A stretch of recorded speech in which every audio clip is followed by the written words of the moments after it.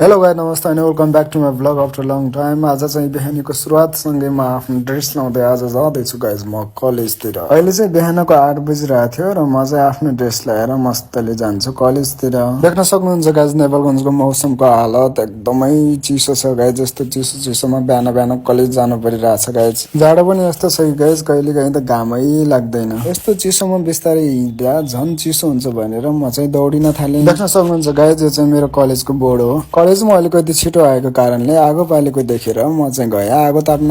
आगो ताप्दा ताप्दा समय बितेको थाहै नै भएन।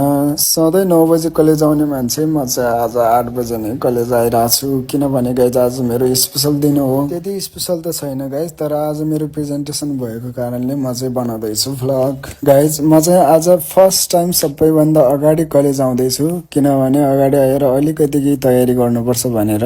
केही समयपछि म क्लासमा पुग्छु र देख्न सक्नुहुन्छ गाइज कति अँध्यारो छ र म एकछिनमा लाइट बाल्छु। लाइट बाल्ने बित्तिकै कोठा जल्लपोर हुन्छ। यो बोर्ड हो भने देख्न सक्नुहुन्छ गाइज म चाहिँ यो ठाउँमा बस्छु।